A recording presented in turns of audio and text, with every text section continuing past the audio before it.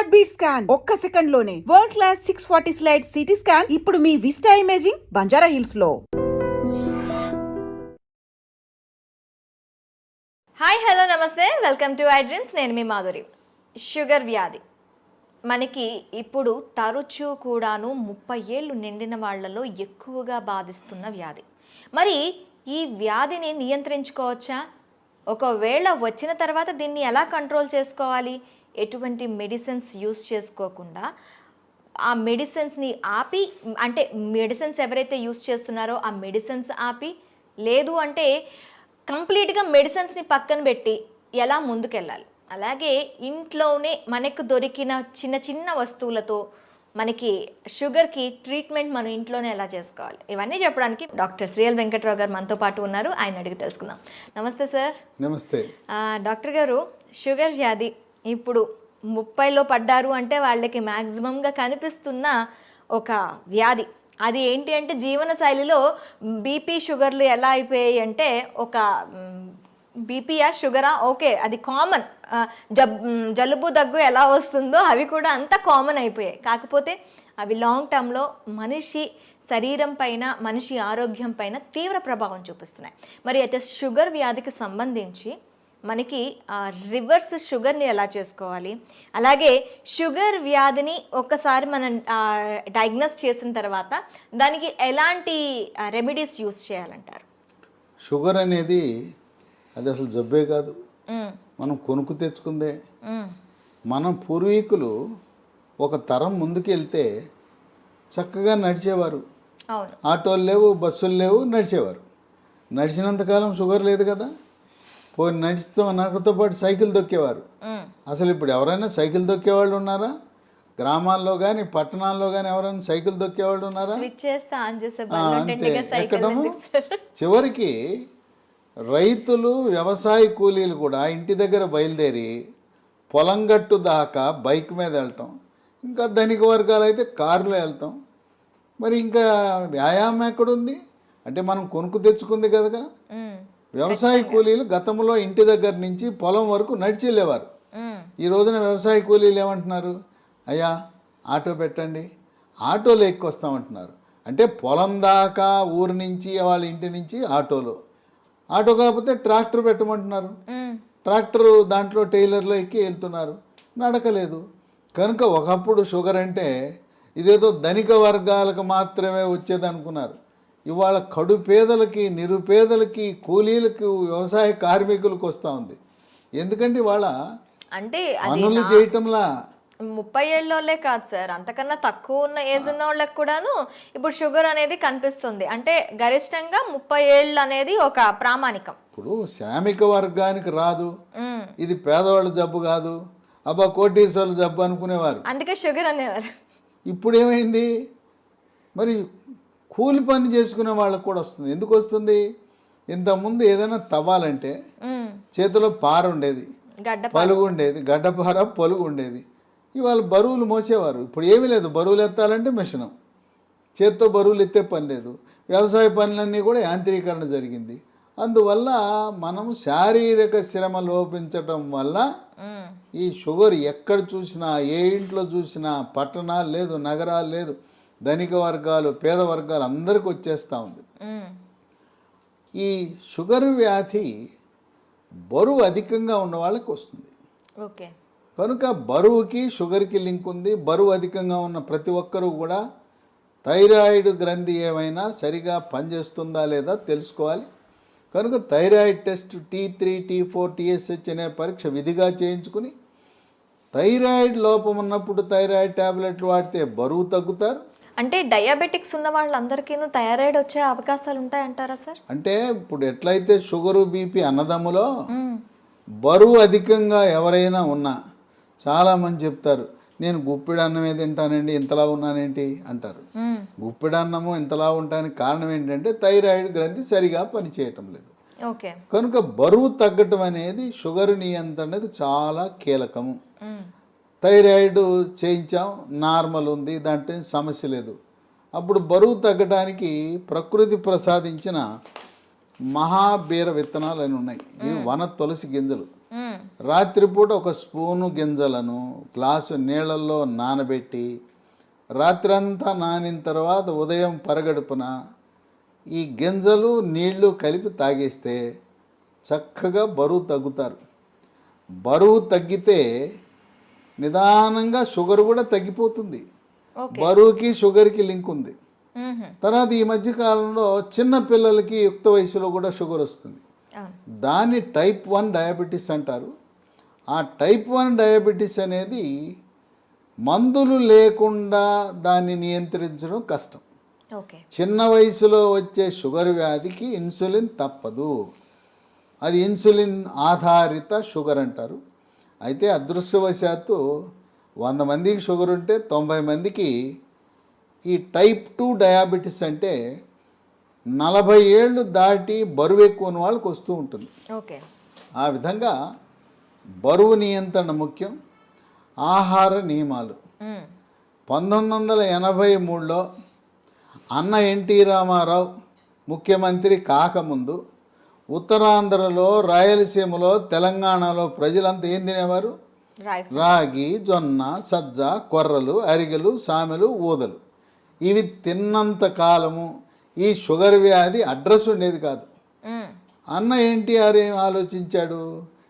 ధనిక వర్గాలే బియ్యం తింటున్నారు, పేదోళ్ళంతా ఈ గింజలు, ఈ చిరుధాన్యాలు తింటున్నారు. ఇప్పుడు చిరుధాన్యాలు చాలా చౌకగా ఉండేవి. ఇప్పుడు చిరుధాన్యాల గురించి అవగాహన కలిగి చిరుధాన్యాల రేటు మంటెత్తిపోతా ఉంది. బియ్యం రేటు కంటే 4 రెట్లు ఉంది. ఆ రోజుల్లో పేదవాళ్ళు తర్వాత కిలో బియ్యం ఖరీదు 10 రూపాయలు ఉంటే ఇవి కిలో ₹1-2 ఉండేది. ఆయన పెద్ద మనసుతో సమానత్వం కావాలి, పేదవాడికి కూడా బియ్యం ఇవ్వాలని కిలో ₹2 బియ్యము. ఇక తదుపరి పోటీపడి కిలో రూపాయికి బియ్యం. ఇవాళ మోడీ గారు అయితే ఆయన ఉచితంగా ఇస్తున్నాడు. గత 3 సంవత్సరాలుగా ఆయన కోవిడ్ వచ్చినప్పటి నుంచి నేటి వరకు కూడా పేదవాళ్ళకి నెలకి 5 కేజీల చొప్పున ఉచితంగా బియ్యం ఇస్తున్నాడు. ఈ బియ్యం తింటున్నాం, చక్కగా షుగర్ని పెంచుకుంటున్నాం. బియ్యము మానేస్తే పోని బియ్యం తిన్నారంటే పూర్వకాలం దంపుడు బియ్యం ఉండేది. ఇవాళ రోళ్ళు లేవు, రోకళ్ళు లేవు, దంపుడు లేదు. దంపుడు బియ్యం అసలు ఎక్కడ కనిపించట్లేదు. అంటే మార్కెట్లో లభిస్తున్నాయి దంపుడు బియ్యం, కొంచెం ఖరీదు ఎక్కువ. దంపుడు బియ్యము, ఎర్ర బియ్యము, రెడ్ రైసు, ఇలాంటివి బ్రౌన్ రైసు తింటే కొంతలో కొంత మేలు జరుగుతుంది. దీని బదులుగా బ్లాక్ రైస్ అని ఒకటి ఉంది, అది కూడా కొంత మేలే. అసలు అన్నం మానేస్తే షుగరే ఇంక మన జోలికే రాదు.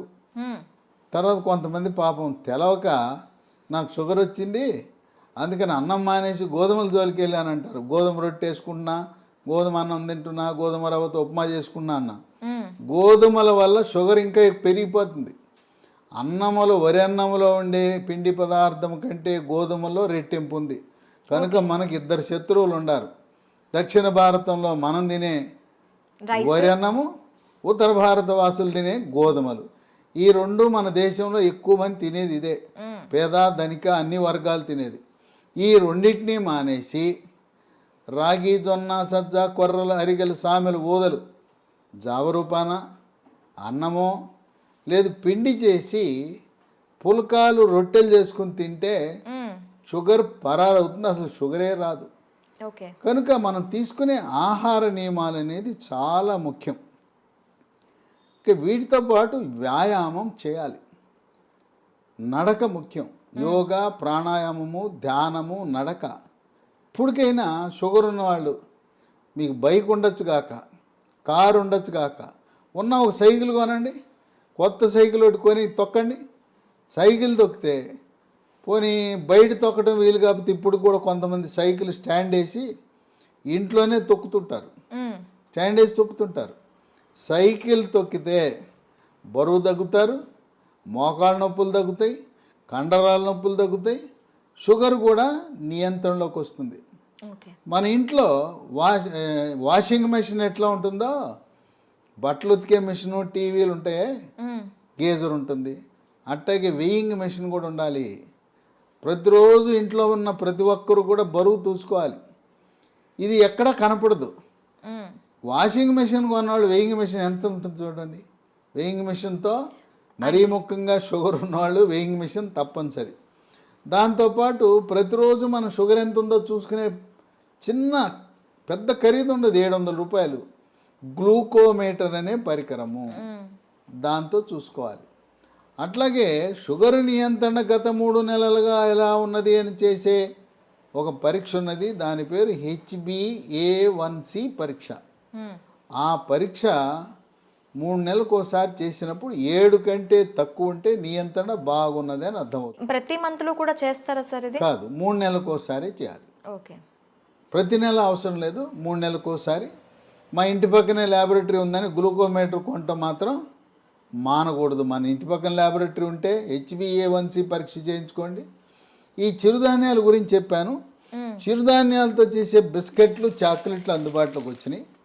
లీ హెల్త్ అనే కంపెనీ వాళ్ళు మిల్లీ కుక్కీస్ అని బిస్కెట్లు తయారు చేశారు. ఓకే, ఇవి 3 పూట్ల 3 తినచ్చు. ఈ బిస్కెట్లు తింటే షుగర్ పెరగదు. అట్లాగే చాక్లెట్ రూపాన మిల్లీ న్యూట్రీ బార్ అని, ఇవి తయారు చేసేది కేంద్ర ప్రభుత్వ అధీనంలో ఉండే సంస్థ, మార్కెటింగ్ చేసేది లీ హెల్త్ అనే కంపెనీ. ఓకే, ఇవి కూడా షుగర్ ఉన్న వాళ్ళు తినటం చాలా మేలు జరుగుతుంది. ఇవి కావాల్సిన వాళ్ళకి ఒక నంబర్ ఇస్తాను, వాళ్ళకి ఫోన్ చేయండి. 9502897374 ఓకే, 9502897374. ఓకే. కనుక ఈ చిరుధాన్యాలు ఈరోజు మనకు చాలా కీలక పాత్ర పోషిస్తున్నాయి. చిరుధాన్యాలు నమ్ముకోండి, షుగర్కి అసలు మందులు అవసరం లేదు. అయితే ఇంట్లో మనకి ఏమైనా ఉన్నాయా సార్ చిట్కాలు? ఇంట్లో చిట్కాలు ఉన్నాయి. మీకు ఎవరైనా మీకు కొన్ని లక్షణాలు కనపడినప్పుడు ఒంటి మీద నల్లటి రంగు, మెడ ముందు బాగా నల్లగా అవుతుంది, లేదా కంటి మీద రెప్పల మీద కురుపులు, మూత్రంలో చీమకణాలు, మహిళలకైతే తరచుగా వైట్ డిశ్చార్జ్ తెలిపోవటం, ఇలాంటి లక్షణాలు కనపడి షుగర్ పరీక్ష ఏమి తినకుండా చేయించినప్పుడు షుగర్ మొట్టమొదటిసారిగా బయటపడితే మీరేమి నిరాశ నిస్పృహకు గురవద్దు. అసలు ముందు డాక్టర్ రాసేస్తాడు, పేజీ నిండా రాసేస్తాడు మందులు, రాంచుకోండి. ఆయన కొనమంటే సార్ డబ్బులు లేవండి తర్వాత కొంటానండి, ఎందుకంటే డాక్టర్ రాసి ఇచ్చినాక నా మందుల షాప్ ఉంది అక్కడే కొని అంటాడు. మీరు ఆయన ఎందుకు ఇబ్బంది పెట్టడం? నేను వాడనంటే బాధపడతాడు, డాక్టర్ రాసిస్తాడు, మీరు వాడద్దు, మందులు కొనద్దు, డబ్బులు లేవని చెప్పండి, అప్పు ఇస్తానంటే అప్పు తీసుకోనని చెప్పండి. అసలు మందులే అవసరం లేదు. టైప్ 2 డయాబెటీస్ కొత్తగా బయటపడితే మందులు లేకుండా నియంత్రించవచ్చు. బరువు తగ్గండి, ఆహార నియమాలు పాటించండి. నేను చెప్పినట్టుగా అన్నముకి గోధుమలకు స్వస్తి పలికి మనం కేవలం చిరుధాన్యాలు మాత్రమే వాడుతూ ఇంట్లో వాడుకోవటానికి 10 రకాల గృహ వైద్యాలు, చిట్కా వైద్యాలు, హోమ్ రెమెడీస్ ఉన్నాయి. 10 అవసరంలా. మీకు నచ్చినవి మెచ్చినవి 1, 2, 3 చూసుకోండి. మీకు ఏది బాగుంటే వాడండి. బ్రహ్మాండంగా ట్యాబ్లెట్లు లేకుండా, ఇన్సులిన్ లేకుండా 100కి 100 పాళ్ళు షుగర్ నియంత్రణ అవుతుంది. అంతేకాదు మాకు తెలవకుండా పిచ్చాళ్ళలాగా మేము మొదలెట్టేసామండి, డాక్టర్ గారు రాసి ఇచ్చాడు, గత 3 ఏళ్ళగా 4 ఏళ్ళగా మేము వాడుతున్నామంటే 5 సంవత్సరాలుగా ట్యాబ్లెట్ వాడుతున్న వాళ్ళకు కూడా షుగర్ని రివర్స్ చేయొచ్చు, డయాబెటీస్ని రివర్స్ చేయొచ్చు. ఇది వైద్య పరిశోధనలో నిర్ధారించడం జరిగింది. ఇక 15-20 ఏళ్ళు ఉంటే డోస్ తగ్గించవచ్చు, ట్యాబ్లెట్ల డోస్ తగ్గించవచ్చు, ఇన్సులిన్ డోస్ తగ్గించవచ్చు, కానీ పూర్తిగా మానలేం. గృహ వైద్యాలు 10 ఉన్నాయి. మొట్టమొదటిది తమలపాకు. తమలపాకు పొద్దున ఒక 2 తమలపాకులు, రాత్రి ఒక తమలపాకులు, ఉట్టిది నవలాలి, దాంట్లో ఏం వేసుకోకూడదు. ఇక 2 మెంతి పొడి. ఉదయం 1 స్పూను మెంతి పొడి, రాత్రి 1 స్పూను మెంతి పొడి నీళ్ళలో కలుపుకొని తాగాలి. మెంతులు రాత్రిపూట నానబెట్టి నానిన మెంతులను నవిలేస్తూ ఆ నీళ్ళను కూడా తాగుతారు కొంతమంది. ఇదే కాకుండా మెంతులు 250 గ్రాములు, వాము 100 గ్రాములు, నల్ల జీలకర్ర 50 గ్రాములు, ఈ 3టిని విడివిడిగా దోరగా వేయించి చల్లారిన తర్వాత 3టిని కలిపి మిక్సీలో వేయాలి. పొడిని ఒక సీసాలో పెట్టుకుని ఉదయం 1 స్పూను, రాత్రి 1 స్పూను, అంటే దీంట్లో వేయవలసింది మెంతులు 250 గ్రాములు, వాము 100, జీలకర్ర మామూలు జీలకర్ర కాదు, నల్ల జీలకర్ర. నల్ల జీలకర్ర 50 వాడితే కొంచెం చేదు ఉంటుంది కానీ బ్రహ్మాండంగా పనిచేస్తుంది. కేవలం మెంతిపొడే కాకుండా ఈ 3 కలిపితే ఇక ఏ ట్యాబ్లెట్ అవసరమే ఉండదు. ఓకే. ఇక 3 ఇన్సులిన్ మొక్కలు దొరుకుతాయి. ఉదయం 1 కానీ 2 కానీ మీ అవసరాన్ని బట్టి గ్లూకోమీటర్ పరీక్షను బట్టి ఉదయం 1-2 ఆకులు, రాత్రి 2 ఆకులు నవిలేయటమే. ఇంట్లో మొక్కలు పెట్టుకోండి, కుండీలో కూడా పెట్టుకోవచ్చు. ఓకే. నేల లేకపోయిన వాళ్ళు, అపార్ట్మెంట్ వాళ్ళు కూడా కుండీలో పెట్టుకోండి, ఇన్సులిన్ మొక్కను పెంచుకోండి. అవి మీ షుగర్ని నియంత్రిస్తాయి. ఇక 4 మన గ్రామాల్లో ఎక్కడ చూసినా జామ ఆకులు ఉంటాయి, జామ చెట్లు ఉంటాయి. జామ ఆకులు ఒక 8 ఆకులు తీసుకుని ఓ 1/2 లీటర్ నీళ్లు తీసుకుని దాన్ని గ్యాస్ స్టవ్ మీద పెట్టి మూత పెట్టి సిమ్లో పెట్టి 1/2 గంట కాయాలి. మ్మ్. జామ ఆకుల రసం నీళ్ళలో దిగి తెల్లగా ఉండే నీళ్లు కొంచెం గోధుమ రంగులోకి మారుతాయి.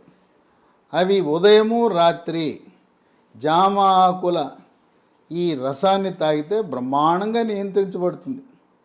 ఇక 5 జామ ఆకులు ఎలా వాడామో, మామిడి ఆకులు 8 జామ ఆకులు బదులు 8 మామిడి ఆకులు ఉదయము రాత్రి వాడండి. ఇంకొక వరుస ఏంటంటే సోమవారం నాడు మీరు జామ ఆకులు వాడితే మంగళవారం మామిడి ఆకులు, రోజు మార్చి రోజు ఒక ఆకు వాడుతూ ఉండండి.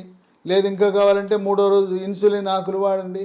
ఇంకా నేను చెప్పాల్సిన అవసరం లేదు. ఒకసారి మీకు సూచిస్తే నాకంటే ఎక్స్పర్ట్లు మీరు ఈ చిట్కాలను ఎలా వాడాలి అనేది నేను చెప్పాల్సిన అవసరం లేదు. మీరే ఇంకా 10 మందికి చెప్పగలుగుతారు.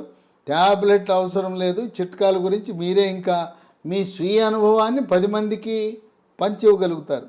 ఓకే. ఇక 6 కాకరకాయ. మ్మ్. కాకరకాయ రసము ఉదయము రాత్రి కొన్ని సందర్భాల్లో కాకరకాయ దొరకవు సీజన్ బట్టి. కాకరకాయ రసం కూడా షుగర్ని బాగా నియంత్రిస్తుంది. కాకరకాయ దొరకకపోతే హిమాలయ కంపెనీ వాళ్ళు కరేలా అనే ట్యాబ్లెట్ తయారు చేశారు కాకరకాయ నుంచి. మ్మ్. ఉదయం 1 ట్యాబ్లెట్, రాత్రి 1 ట్యాబ్లెట్ వేసుకోవచ్చు. అమ్మో మెంతిపొడి నేను తినలేకపోతున్నానండి, చేదుగా ఉంటుందని అనే వాళ్ళకి ఇదే హిమాలయ కంపెనీ వాడు మేతి అని ఒక ట్యాబ్లెట్ తయారు చేశాడు. దాని పేరు మేతి. కంప్లీట్ గా మనకి ఆయుర్వేద ప్రోడక్ట్స్ ఇవి. అది పొద్దున 1 ట్యాబ్లెట్, రాత్రి 1 ట్యాబ్లెట్, మెంతుల నుంచి చేసిన ట్యాబ్లెట్ వేసుకుంటే షుగర్ నియంత్రణ జరుగుతుంది. ఓకే. ఇక 7 ఆకాశ పండు, షుగర్ బాదం, స్కై ఫ్రూట్. ఇవి భారతదేశంలో లక్షలాది మంది వాడుతున్నారు. మ్మ్. ఇదేంటి ఆకాశ పండు అని పేరెట్టారు ఎందుకంటే పెద్ద చెట్టు 100 అడుగులు ఎత్తి పెరుగుతుంది. మ్మ్. దీనికి కాయ రాగానే కాయ నేలంక చూడకుండా పైకి చూస్తుంది. ఓకే. ఆ కాయ పైకి చూస్తుంది కనుక దీని ఆకాశం వెంక కాయ చూస్తుంది కనుక ఆకాశ పండు అని. ఇది షుగర్ని తగ్గిస్తుంది కనుక షుగర్ బాదం అని పెట్టారు. మ్మ్. ఇవి గింజలు లభిస్తాయి. 2 గింజలు, పొద్దున 1 గింజ, రాత్రి 1 గింజ. ఆకాశ పండు యొక్క గింజ పై నుండే గోధుమ రంగు పొరను తొలగించి తెల్లగా ఉంటుంది లోపలికి. ఆ గింజని ట్యాబ్లెట్ మింగినట్టు మింగాలి. అది ఏమన్నా నవిలారా, కషాయమే. మ్మ్. అంత చేదు అధికంగా ఉంటుంది. దీనివల్ల అనేక మంది ప్రయోజనం పొందారు. ఓకే. ఇక 8 పన్నీర్ పూలు విత్తనాలు అని ఉంటాయి. వీటిని 15 విత్తనాలు రాత్రిపూట 1 గ్లాసు నీళ్ళలో వేసి నానబెట్టాలి. మ్మ్. పొద్దున్నే చింతపండు నుంచి మనం పులిహార చేసుకోవడానికి చింతపండు రసం ఎలా తయారు చేస్తాం, పిసుకుతామా? మ్మ్. అలా గింజలు పిసికేస్తే రసం వస్తుంది. రసం వచ్చిన తర్వాత వడపోసి ఆ నీళ్లు తాగితే బ్రహ్మాండంగా పన్నీర్ పూలు ఈ రసంతో కూడా షుగర్ నియంత్రణ బాగా జరుగుతుంది. 9 పనస పొడి. మ్మ్. దోరగా పండింది. పచ్చిదేమో పనసపండు ఆకుపచ్చ రంగు, పండితే పసుపు రంగు ఉంటుంది. మధ్యస్థంగా ఉండే పనస పండు తొనలని వాటిని గింజ తీసి తొనలు ముక్కలు ముక్కలుగా చేసి ఆ తొనల ముక్కలను ఎండబెట్టి పొడి చేసి మ్మ్. ఉదయము మధ్యాహ్నము రాత్రి ఒక్కొక్క పూట 30 గ్రాముల చొప్పున టిఫిన్లోను అన్నంలోను 3 పూట్ల వాడితే ఇవి ట్యాబ్లెట్ లాగా పనిచేస్తాయి. పనస పొడి మాకు ఈ ఓపిక లేదండి, పనసకాయలు తెచ్చుకోలేము, ఎండబెట్టుకోలేమనే ఒకరికి అమెజాన్లో ఇది దొరుకుతుంది. దీన్ని జాక్ ఫ్రూట్ అంటారు. జాక్ ఫ్రూట్ 365 అనే బ్రాండ్తో పనస పొడి లభిస్తుంది. అది కొని వాడుకోవచ్చు. ఓకే. ఇక 10 వేప చెట్లు ఎక్కడ పడితే అక్కడ ఉంటాయి.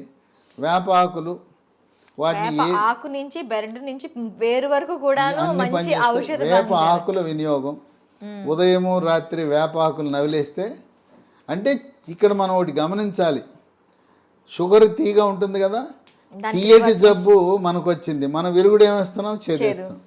తీయదానికి తీయని జబ్బుకి చేదు మందులు వేస్తున్నాం, చేదు చిట్కాలు వాడుతున్నాం. చూడండి, అన్నీ కూడా ఏది చూసినా చేదు కషం. అదేమో షుగర్ జబ్బు, షుగర్ని తీపిని చేదుతో విరుగుడు విధంగా మనం చేస్తున్నాం. కనుక షుగరు వచ్చిందని ఏమీ దిగులు పడద్దు. మీ యొక్క వైవాహిక జీవితానికి కానీ పిల్లలు పుట్టడానికి కానీ ఎటువంటి ఇబ్బంది ఉండదు. కొంతమందికి ఒక అనుమానం ఉంటుంది, అమ్మాయికి చిన్న వయసులోనే షుగర్ వచ్చిందంట, పెళ్లి చేసుకుంటే నా వారసులు పుడతారో లేదో అని అనుమానం ఉంటుంది. చిన్న వయసులో టైప్ 1 డయాబెటీస్ వచ్చిన మగవ పిల్లలు కానీ ఆడపిల్లలను కానీ ఎటువంటి సంకోచము లేకుండా వివాహం చేసుకోవచ్చు. ఓకే. సంసార జీవితానికి కానీ తర్వాత పిల్లలు పుట్టడానికి కానీ ఎటువంటి ఆటంకము కాదు. చిన్న వయసులో ఉంటే ఇన్సులిన్ కావాలి, పెద్ద వయసులో బయటపడితే మన ఆహార నియమాలు, గృహ వైద్యాలు, బరువు తగ్గటము, వీటితో సంపూర్ణంగా నియంత్రించవచ్చు. ఈ వీడియోని 10 మందికి షేర్ చేయండి. ఈ సమాచారం మీలోనే దాచుకోకుండా మీ సోషల్ మీడియా ద్వారా, మీ వాట్సాప్ ద్వారా, మీ స్నేహితులకు, బంధువులకి, తెలిసిన వాళ్ళందరికీ కూడా దీన్ని షేర్ చేసి దీన్ని పంపించి అందరూ దీనివల్ల ప్రయోజనం పొందేలా ఒక సందేశం వెళ్ళాలి. షుగర్ వ్యాధి ఉంటే దిగులు చెందవద్దు, షుగర్ వ్యాధిని చేదు వస్తువులతో మనం తిప్పి కొట్టచ్చు అనే సందేశం సమర్థవంతంగా మనం ప్రచారం చేద్దాం. Okay sir, thank you very much. చూసారు కదా, ప్రతి ఇంట్లో కూడా షుగర్ బారిన పడి బాధపడుతున్న వాళ్ళు చాలామంది ఉంటారు. వాళ్ళందరికీ కూడాను ఈ సమాచారం అనేది ఖచ్చితంగా అందాలని ఐ డ్రీమ్ తరపున కోరుకుంటున్నాం. మరొక అంశంతో మీ ముందుకు వస్తాం. Stay with us.